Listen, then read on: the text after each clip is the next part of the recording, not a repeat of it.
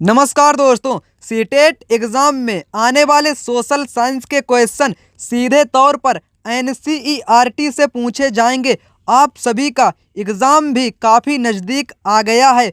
आपके लिए class 8th geography के सभी चैप्टर का संपूर्ण एनसीईआरटी निचोड़ लेकर आए हैं। यहाँ पर आपके लिए 60 ऐसे क्वेश्चन चुने गए हैं जो कि सिलेक्टेड क्वेश्चन है।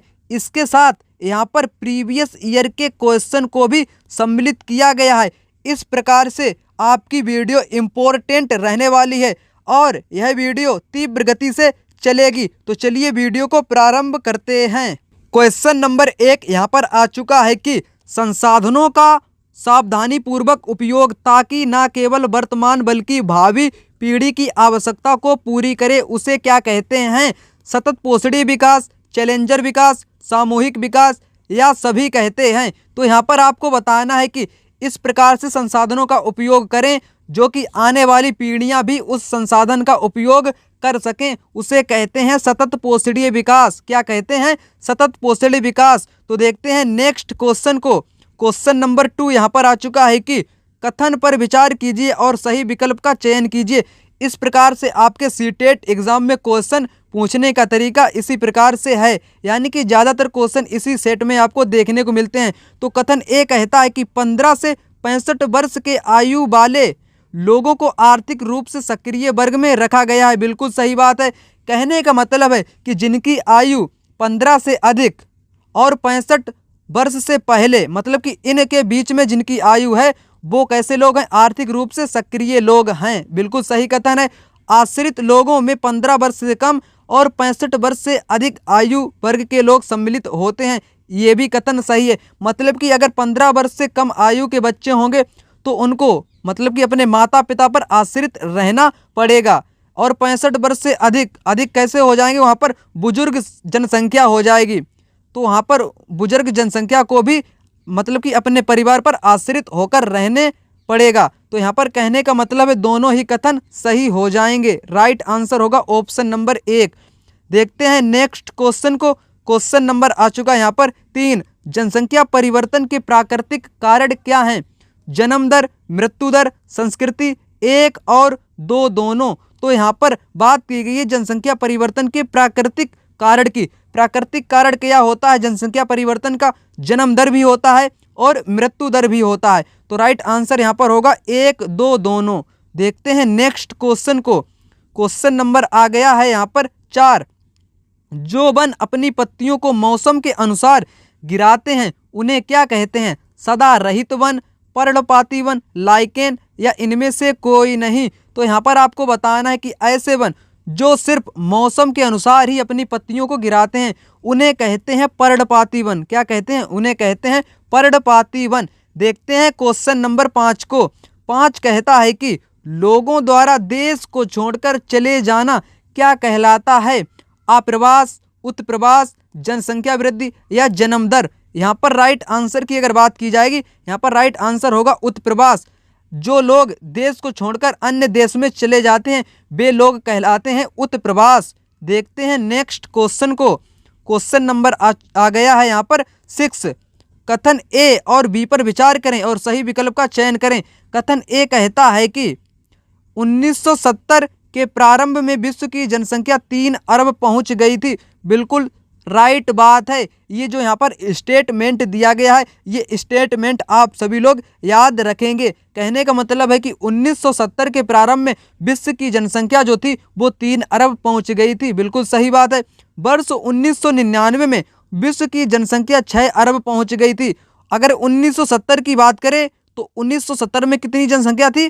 3 अरब जनसंख्या थी। और 1999 में कितनी थी? 6 अरब थी। यानी कि दोनों कथन यहाँ पर राइट बात करते हैं, यानी कि ए और बी दोनों यहाँ पर सही हो जाएंगे। देखते हैं अगले क्वेश्चन को। क्वेश्चन नंबर आ चुका है यहाँ पर 7। संसाधन में परिवर्तन लाने वाले कारक कौन कौन से हैं? समय, प्रौद्योगिकी या दोनों, इनमें से कोई नहीं। तो यहाँ पर आपसे क्या पूछा गया है कि जो संसाधन होते हैं, संसाधन में जो परिवर्तन आता है किस कारण से आता है? समय के साथ परिवर्तन आते हैं संसाधन में, और प्रौद्योगिकी यानी कि टेक्नोलॉजी के कारण संसाधनों में परिवर्तन देखने को मिलते हैं। कहने का मतलब कि दोनों यहाँ पर राइट आंसर हो जाएंगे। देखते हैं नेक्स्ट क्वेश्चन को। क्वेश्चन नंबर आ गया है यहाँ पर 8। 8 कहता है कि स्थल मंडल, जल मंडल और वायुमंडल के बीच जुड़े एक संकरे क्षेत्र को क्या कहा जाता है? वायुमंडल, वनमंडल, जैव मंडल या इनमें से कोई भी नहीं। तो यहाँ पर आपसे क्या पूछा गया है कि स्थल मंडल भी होना चाहिए, मतलब कि स्थल मंडल और जल मंडल भी होना चाहिए, और वहाँ पर वायुमंडल भी होना चाहिए। तो उस बीच वाले क्षेत्र को क्या कहेंगे? आप बताइएगा यहाँ पर क्या कहेंगे।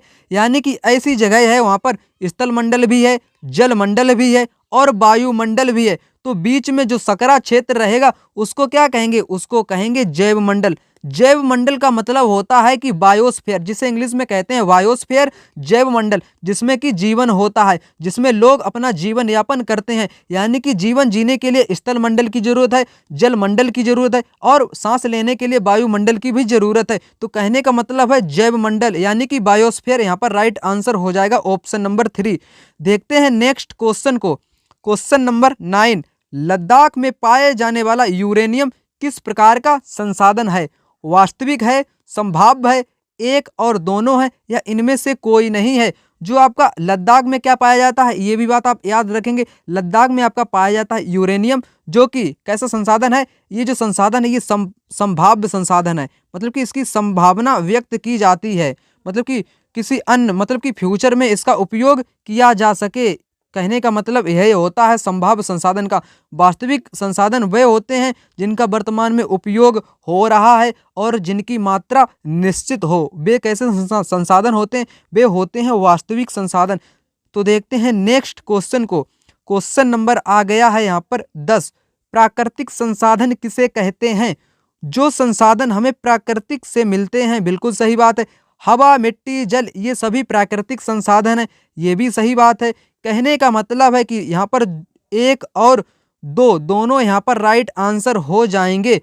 जो मतलब कि प्राकृतिक संसाधन जो प्रकृति से मिलते हैं, यानी कि जो प्रदत्त द्वारा प्राप्त संसाधन होते हैं, जिसमें हवा, मिट्टी, जल, पवन इत्यादि संसाधन। देखते हैं नेक्स्ट क्वेश्चन को। क्वेश्चन नंबर आ गया है यहाँ पर 11। शुष्क प्रदेशों में सिंचाई की कौन सी उपयोगी विधि होती है? ट्रिप अथवा टपकन विधि, नहरी सिंचाई, तालाबों द्वारा, उपरोक्त में से सभी। किस क्षेत्र की यहाँ पर बात की गई है? शुष्क प्रदेश की बात की गई है। जो शुष्क प्रदेश होते हैं वहाँ पर सिंचाई करने की जो सर्वोत्तम विधि बताई गई है वो होती है आपकी ड्रिप यानी कि टपकन विधि। कौन सी विधि? टपकन विधि। देखते हैं नेक्स्ट क्वेश्चन को। Question number 12। क्वेश्चन नंबर 12 कहता है कि कथनों पर विचार करें और सही विकल्प का चयन करें। कथन ए बी यहाँ पर दिया गया है। ठीक इसी प्रकार से आपको क्वेश्चन आपके एग्जाम में भी देखने को मिलेंगे। ठीक कथन वाले क्वेश्चन आपके एग्जाम में भर भर के पूछे जा रहे हैं, इसलिए यहाँ पर हम इसी प्रकार से आपके लिए पैटर्न बनाकर लाए हैं।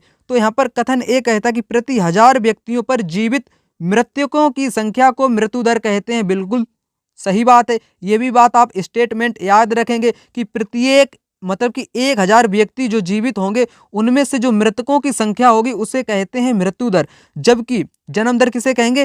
प्रति 1000 व्यक्तियों पर जीवित जन्मे बच्चों की संख्या को क्या कहेंगे? जन्म दर कहेंगे।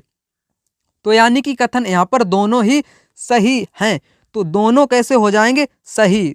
ऑप्शन नंबर 4 यहाँ पर राइट आंसर हो जाएगा। यहाँ पर बात करेंगे क्वेश्चन नंबर 13 की। 13 कहता है कि जनसंख्या घनत्व किसे कहते हैं? ये क्वेश्चन कई प्रकार से आपके एग्जाम में पूछा गया है, इसलिए यह क्वेश्चन आपके लिए इम्पोर्टेंट है।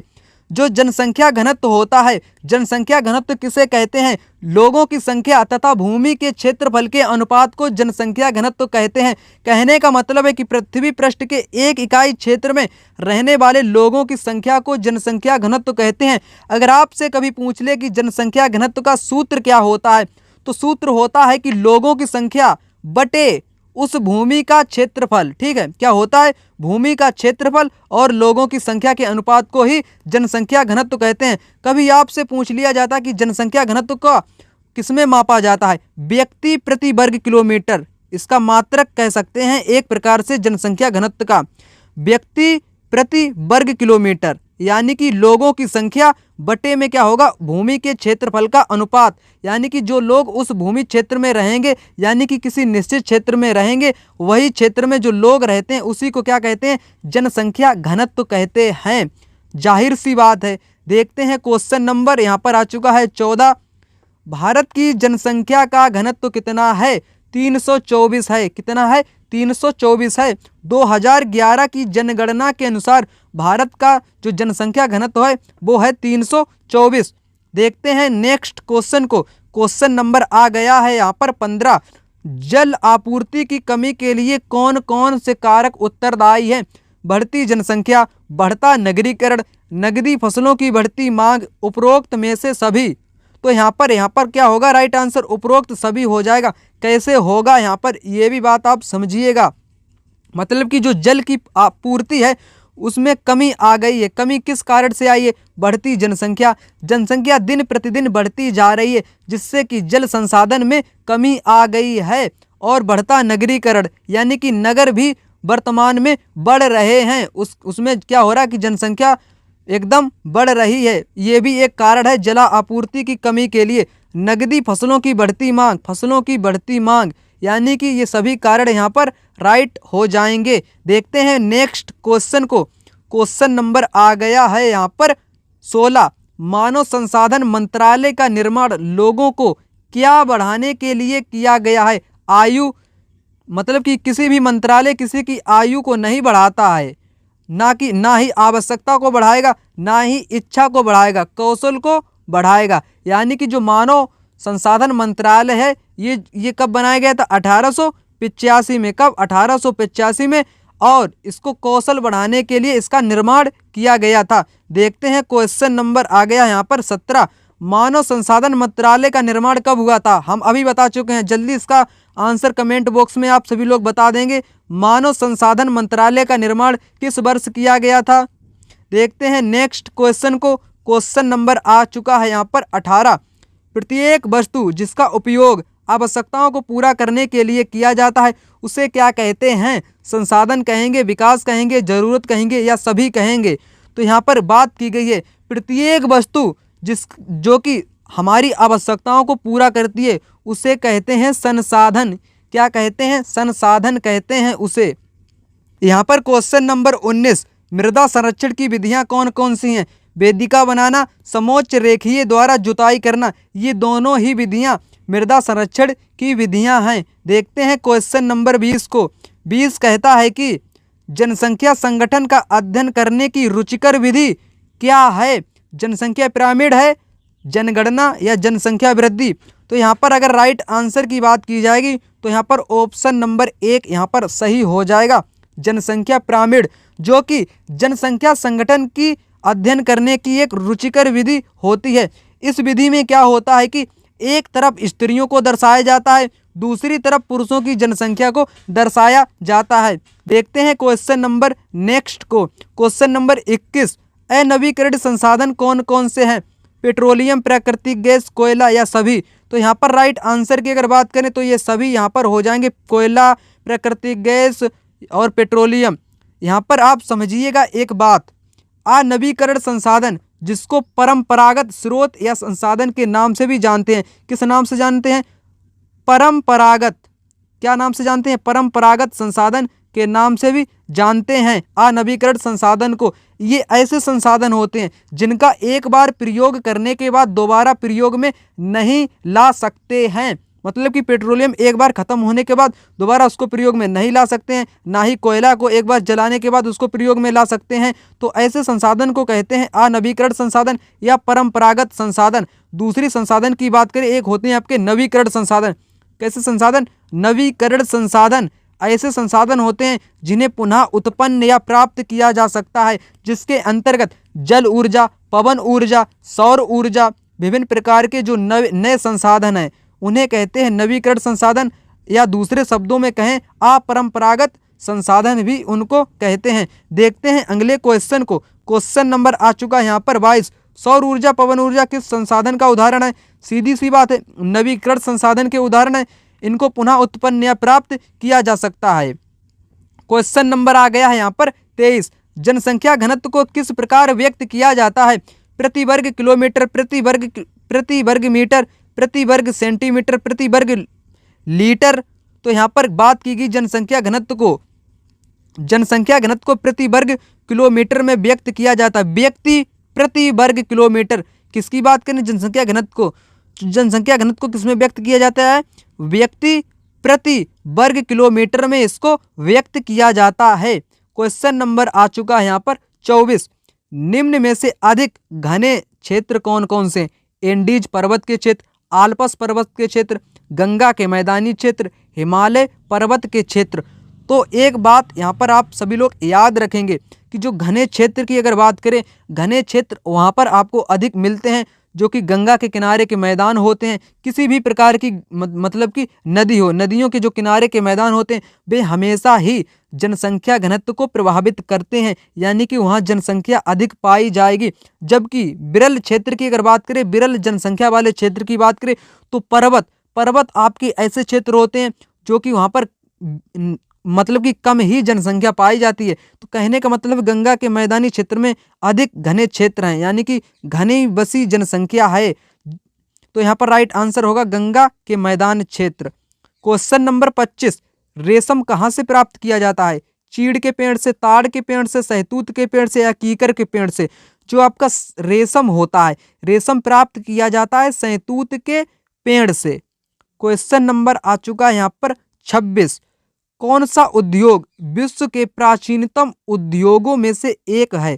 सूती वस्त्र उद्योग, इस्पात उद्योग, पेट्रोलियम उद्योग या चीनी उद्योग? तो बात अगर यहाँ पर करें प्राचीनतम उद्योग की, जो सबसे प्राचीनतम उद्योग है विश्व का वो है आपका सूती वस्त्र उद्योग। कौन सा? सूती वस्त्र उद्योग। क्वेश्चन नंबर आ चुका है यहाँ पर 25। वस्त्र निर्माण उद्योग में किसका प्रयोग किया जाता है? कपास का, ऊन का, सिल्क का या इन सभी का? जाहिर सी बात है कि जो वस्त्र निर्माण होते हैं उसमें किस चीज का प्रयोग किया जाता है? कपास का भी, ऊन का भी, सिल्क का भी। कहने का मतलब इन सभी चीजों का प्रयोग किया जाता है वस्त्र निर्माण उद्योग में। क्वेश्चन नंबर आ गया है यहाँ पर 26। Very important question. ये क्वेश्चन इस वर्ष पूछे जाने की पूरी आशंका है।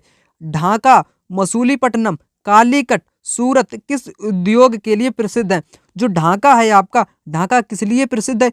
मलमल के लिए प्रसिद्ध है। किस लिए? मलमल के लिए प्रसिद्ध है ढाका।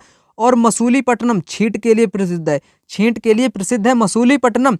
जबकि कालीकट केलिको के लिए प्रसिद्ध है। किसके लिए? केलिको के लिए प्रसिद्ध है। यानी कि यहाँ पर सभी सही आंसर हो जाएंगे। ये स्टेटमेंट आप याद रखेंगे, इसलिए यहाँ पर हमने आपके लिए ये स्टेटमेंट बेहतरीन तरीके से यहाँ पर आपको दिए हैं। देखते हैं नेक्स्ट क्वेश्चन को। क्वेश्चन नंबर आ गया है यहाँ पर 27।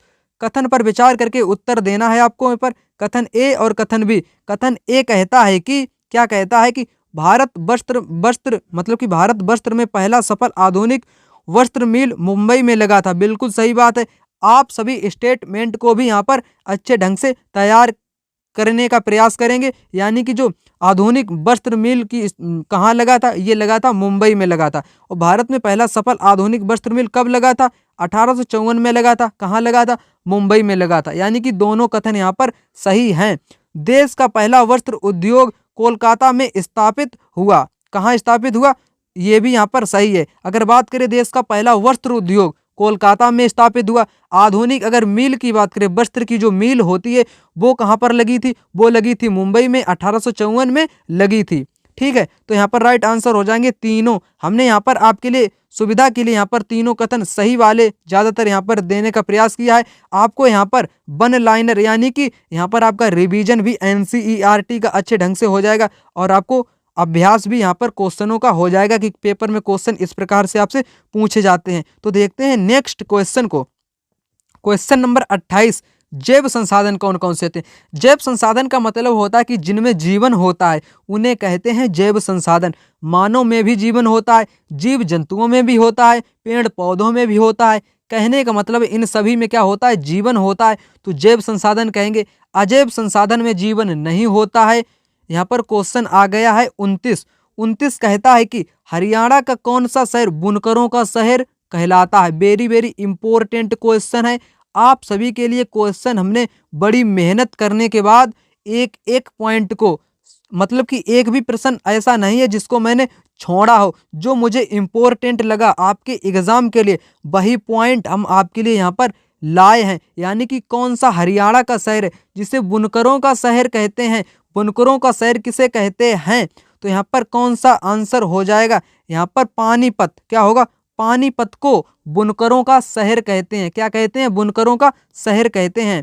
क्वेश्चन यहाँ पर आ चुका है 30। हरियाणा का कौन सा शहर साइबर सिटी कहलाता है। बुनकर शहर आप मतलब जान चुके हैं। बुनकर सिटी या बुनकर शहर किसे कहते हैं, पानीपत को कहते हैं। लेकिन साइबर सिटी कहते हैं गुरुग्राम को। साइबर सिटी किसे कहते हैं, गुरुग्राम को कहते हैं साइबर सिटी। क्वेश्चन नंबर 31, कथन पर विचार करके सही विकल्प का चयन करें। यहाँ पर कथन आपके ए और बी दिए गए हैं। ठीक इसी प्रकार से आपके एग्जाम में भी क्वेश्चन देखने को मिलेंगे। ये क्वेश्चन आपके एग्जाम के लिए वेरी वेरी इंपॉर्टेंट क्वेश्चन है। कथन ए कहता है कि भोपाल गैस त्रासदी में मिथाइल आइसोसाइनाइट गैस का रिसाव हुआ था। बिल्कुल हुआ था। ये स्टेटमेंट आप सभी लोग याद रखेंगे कि जो भोपाल गैस त्रासदी हुई थी उसमें कौन सी गैस का रिसाव हुआ था, मिथाइल आइसोसाइनाइट गैस का रिसाव हुआ था। जो भोपाल गैस की जो घटना हुई थी, त्रासदी की जो घटना हुई थी, वो 12 मार्च 1984 को हुई थी। ये भी बात आप सभी लोग याद रखेंगे। यानी कि दोनों यहाँ पर सही हैं।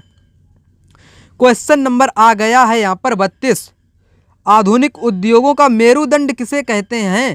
तांबा को, इस्पात को, लोहा को या इनमें से सभी को।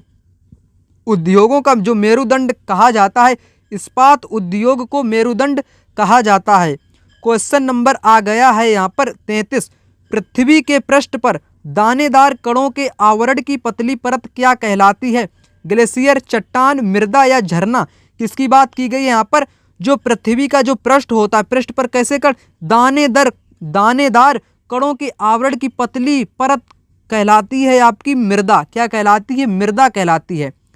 क्वेश्चन नंबर आ चुका है यहाँ पर 34, प्रौद्योगिकी का अर्थ क्या होता है। टेक्नोलॉजी का मतलब क्या होता है। किसी वस्तु को बनाने में नवीनतम ज्ञान का अनुप्रयोग प्रौद्योगिकी है। बिल्कुल सही बात है।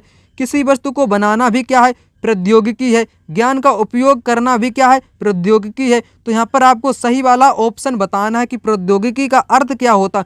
प्रौद्योगिकी का अर्थ होता है किसी वस्तु बनाने में नवीनतम ज्ञान का प्रयोग करना, मतलब कि ज्ञान का अनुप्रयोग प्रौद्योगिकी है। ऑप्शन नंबर 1 यहाँ पर राइट हो जाएगा। क्वेश्चन आ चुका है यहाँ पर 35, गलौर किस उद्योग के लिए प्रसिद्ध है। Very very important question. Galaur, जो गलौर एक आपका स्थान है, किस उद्योग के लिए प्रसिद्ध है। ये आपका प्रसिद्ध है सूचना प्रौद्योगिक उद्योग के लिए। किस लिए, सूचना प्रौद्योगिक उद्योग के लिए प्रसिद्ध है गलौर उद्योग। क्वेश्चन नंबर आ चुका है यहाँ पर 36, हरियाणा के किस जिले में मगरमच्छ प्रजनन केंद्र है। इंपॉर्टेंट क्वेश्चन है। आपको बताना है कि हरियाणा के किस जिले में मगरमच्छ प्रजनन केंद्र है। ये है आपका कुरुक्षेत्र में। कहाँ पर है, कुरुक्षेत्र में है। देखते हैं क्वेश्चन नंबर 37 को, काजीरंगा राष्ट्रीय उद्यान किस राज्य में है। असम, पंजाब, उड़ीसा या हरियाणा। तो आपको बताना है कि काजीरंगा राष्ट्रीय उद्यान जो है आपका ये असम में है। किस लिए प्रसिद्ध है, एक सींग वाले गैंडे के लिए आपका प्रसिद्ध है काजीरंगा राष्ट्रीय उद्यान। देखते हैं क्वेश्चन नंबर 38 को। 38 कहता है कि पृथ्वी के धरातल के कितनी प्रतिशत भाग पर जल है। आपको बताना कि पृथ्वी का जो धरातल है उसके कितने प्रतिशत भाग पर जल है। तो आप सभी को मालूम है कि जल जो है वो है आपका 71%। कितना है, 71% है। शेष 29% आपका क्या है, स्थल मंडल है। क्या है, स्थल मंडल है। देखते हैं नेक्स्ट क्वेश्चन को। क्वेश्चन नंबर 39 है। ये question very very important question है। कैसे इंपॉर्टेंट क्वेश्चन है, ये क्वेश्चन आपसे कई प्रकार से एग्जाम में पूछ सकता है कि Tata iron and steel company किस नदी पर अवस्थित है। कावेरी, सोन, नर्मदा या स्वर्ण रेखा नदी। तो यहाँ पर स्वर्ण रेखा नदी इसका राइट आंसर हो जाएगा। ये क्वेश्चन काफ़ी प्रचलित है, कई एग्जाम में ये क्वेश्चन देखने को मिलता है। टाटा आयरन स्टील कंपनी किस नदी किनारे है, स्वर्ण रेखा नदी, झारखंड। स्थान भी याद रखेंगे आप, झारखंड राज्य में है ये नदी आपकी स्वर्ण रेखा। ठीक, तो देखते हैं नेक्स्ट क्वेश्चन को। क्वेश्चन नंबर 40, पीटर्सबर्ग कहाँ पर स्थित है? क्या स्थित है पीटर्सबर्ग? जापान, चीन, कनाडा या संयुक्त राज्य अमेरिका? तो ये जो आपका पीटर्सबर्ग उद्योग है किस उद्योग के लिए प्रसिद्ध है? ये भी बात आप सभी लोग याद रखेंगे, इस्पात उद्योग। किस उद्योग? इस्पात उद्योग के लिए प्रसिद्ध है, जो कि यूएसए में है। कहाँ पर है? संयुक्त राज्य अमेरिका में है। क्वेश्चन नंबर यहाँ पर बात की जाएगी 41 की। टिस्को को डोलामाइट कहाँ से प्राप्त होता है? उड़ीसा, छत्तीसगढ़ या दोनों स्थानों से? तो यहाँ पर राइट आंसर होगा उड़ीसा और छत्तीसगढ़। जो आपको टिस्को को जो डोलोमाइट क्या प्राप्त होता है? डोलामाइट जो प्राप्त होता है उड़ीसा से भी और छत्तीसगढ़ से भी प्राप्त होता है। बात करेंगे यहाँ पर क्वेश्चन नंबर 42 की। सूचना प्रौद्योगिकी उद्योग अवस्थित कहाँ पर है? कैलिफोर्निया, बंगलौर, 1 और 2 दोनों या इनमें से कोई नहीं? Very very important question. ये क्वेश्चन कई प्रकार से आपके एग्जाम में बन सकता है। यहाँ पर सभी प्रकार हम आपको बताएंगे कि पहला प्रकार यहाँ पर आप समझेंगे, सूचना प्रौद्योगिकी उद्योग कहाँ पर अवस्थित है? कैलिफोर्निया में भी है और बेंगलोर में भी है। तो दूसरा प्रकार अब यहाँ पर शुरू होता है। विश्व की सिलिकॉन घाटी या सिलिकॉन वैली किसे कहते हैं? कैलिफोर्निया को कहते हैं। क्या कहते हैं कि विश्व की जो मतलब कि सिलिकॉन वैली है उसे कहते हैं कैलिफोर्निया। अगर बात करें भारत की सिलिकॉन वैली, किसकी बात करें? भारत की सिलिकॉन वैली किसे कहते हैं? तो बेंगलोर को भारत की सिलिकॉन वैली कहते हैं। तो इस प्रकार से क्वेश्चन आपके एग्जाम में बन सकते थे, जो कि हम आपको बता दिए। तो राइट आंसर यहाँ पर दोनों हो जाएंगे। तो देखते हैं नेक्स्ट क्वेश्चन को। क्वेश्चन नंबर आ चुका है यहाँ पर 43। खनिज आधारित उद्योग कौन कौन से हैं? लोहा, तेल, पेट्रोलियम या उपरोक्त में से सभी? किसकी यहाँ पर बात की गई है? खनिज, जो खनिजों पर आधारित उद्योग होते हैं। लोहा भी खनिज पर आधारित है, तेल भी और पेट्रोलियम। कहने का मतलब है ये सभी जो हैं ये कैसे उद्योग हैं? खनिजों पर आधारित उद्योग हैं। नेक्स्ट क्वेश्चन की बात करेंगे यहाँ पर क्वेश्चन नंबर 44 की।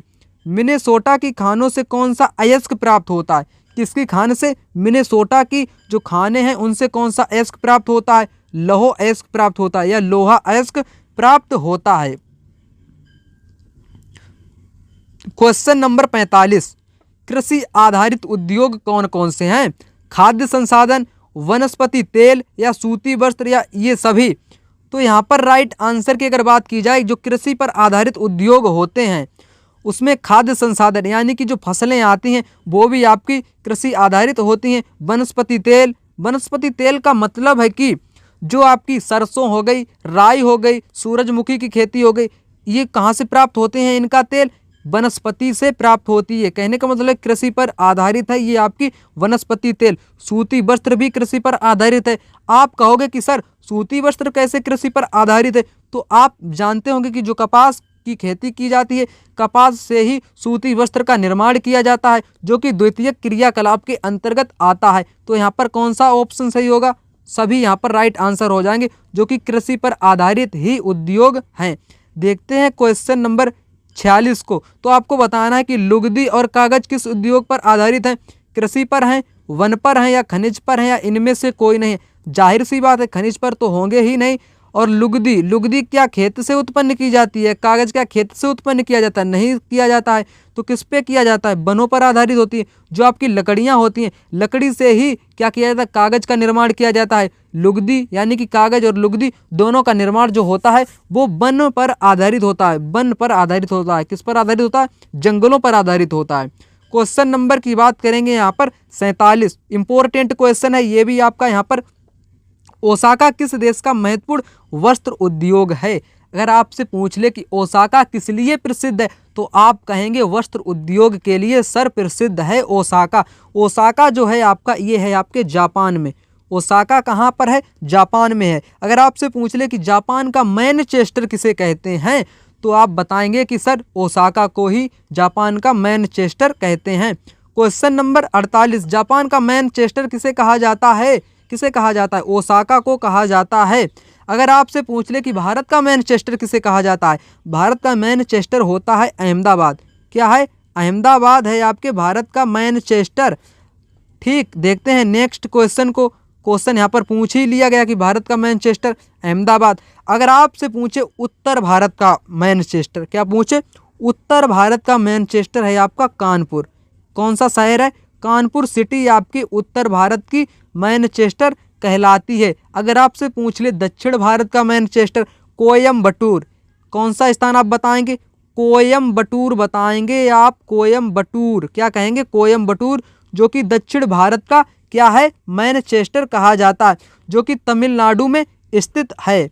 तो यहाँ पर बात क्लियर हो चुकी है। जापान का मैनचेस्टर ओसाका को कहते हैं, भारत का मैनचेस्टर अहमदाबाद को कहते हैं, उत्तर भारत का मैनचेस्टर कानपुर को कहते हैं, दक्षिण भारत का मैनचेस्टर कोयम्बटूर को कहते हैं। सभी प्रकार के मैनचेस्टर यहाँ पर आपके क्लियर हो जाते हैं। तो बढ़ते हैं अगले क्वेश्चन की तरफ।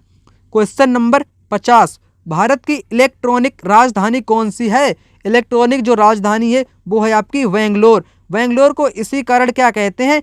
इंडिया की वैली कहते हैं, यानी कि सिलिकॉन वैली कहते हैं बेंगलोर को ही। क्वेश्चन नंबर बात करेंगे यहाँ पर 51 की। मिश्रित कृषि किसे कहते हैं? जिस भूमि पर भोजन के लिए फसल उगाई जाती है, जिस भूमि पर पशुओं के लिए चारा उगाया जाता है, एक और दो दोनों। मिश्रित कृषि का मतलब होता है उसमें विभिन्न प्रकार की कृषि को मिश्रित कर देना ही मिश्रित कृषि कहलाती है, जिसके अंतर्गत आपके पशुधन यानी कि पशु भी आते हैं, फसल भी उगाई जाती है, साथ ही साथ पशुओं को भी उसमें चराया जाता है। तो कहने का मतलब दोनों ही यहाँ पर राइट आंसर हो जाएंगे। क्वेश्चन नंबर 52, मिलेट किसे कहते हैं? मिलेट का मतलब क्या होता है? बारीक अनाज, गेहूं, चावल या मोटा अनाज।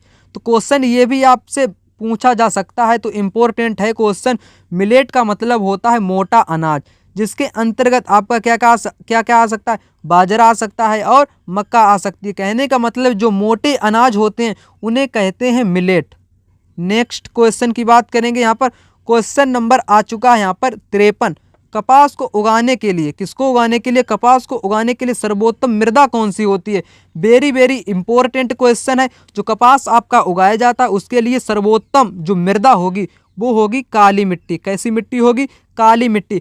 इसलिए काली मिट्टी को काली कपास वाली मिट्टी भी कहते हैं। काली मिट्टी में कपास अधिक मात्रा में उगाया जाता है। अगर आपसे पूछ ले कि काली मिट्टी ज़्यादातर कहाँ पाई जाती है? काली मिट्टी आपकी मध्य प्रदेश, महाराष्ट्र, गुजरात के क्षेत्रों में देखने को ज़्यादातर मिलती है। यहाँ पर देखते हैं क्वेश्चन नंबर 55 को। दरअसल दोस्तों यहाँ पर क्वेश्चन नहीं दिया गया है, जबकि यहाँ पर आपकी सुविधा के लिए हमने कुछ इंपॉर्टेंट पॉइंट आपके लिए लाए हैं। तो देखते हैं कि प्राथमिक क्रियाएं कौन कौन सी होती हैं। कृषि भी आपकी प्राथमिक क्रिया होती है। मछली पकड़ना यानी कि मत्स्य पालन भी प्राथमिक क्रिया के अंतर्गत आता है। पेड़ काटना, और एक बात आप सभी लोग याद रखेंगे, खनन क्रिया। कौन सी क्रिया? खनन क्रिया भी आपकी प्राथमिक क्रियाकलाप के अंतर्गत आती है। देखते हैं नेक्स्ट पॉइंट को। नेक्स्ट पॉइंट कहता है कि द्वितीयक क्रियाएं। द्वितीयक क्रियाएं कौन कौन सी होती हैं? इस्पात निर्माण, डबल रोटी बनाना या कपड़ा बुनना, ये सभी जो क्रियाएं होती हैं ये द्वितीयक क्रियाओं के अंतर्गत आती हैं। जो द्वितीयक क्रियाएं होती हैं उनका मतलब होता है कि जो प्राथमिक क्रियाएं होती हैं उनका जो है रूप परिवर्तन करने को ही कह सकते हैं द्वितीयक क्रियाएं। जैसे कि आपका जो कपास हो गया, जो कपास आएगा ये आएगा आपकी प्राथमिक क्रिया के अंतर्गत।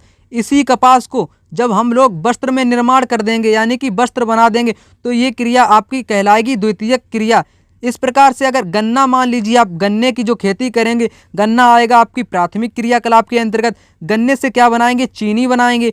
तो चीनी मतलब कि जो चीनी का निर्माण होगा वो आपकी कौन सी क्रिया के अंतर्गत आ जाएगा? द्वितीयक क्रियाओं के अंतर्गत आ जाएगा। आप समझ चुके होंगे कि द्वितीयक क्रियाएं वे होती हैं जिनमें प्रौद्योगिकी की सहायता से उनका रूप परिवर्तन कर दिया जाता है, तो उसे कहते हैं द्वितीयक क्रियाएं। देखते हैं तृतीयक क्रियाएं कौन कौन सी होती हैं। तृतीयक क्रियाएं व्यापार होता है, उसमें बैंकिंग, बीमा भी होता है। तो इस प्रकार की जो क्रियाएं होती हैं उन्हें कहते हैं तृतीयक क्रियाएं। देखते हैं क्वेश्चन नंबर 58 को। सुनहरा रेशा किसे कहा जाता है? कैसा रेशा? सुनहरा रेशा।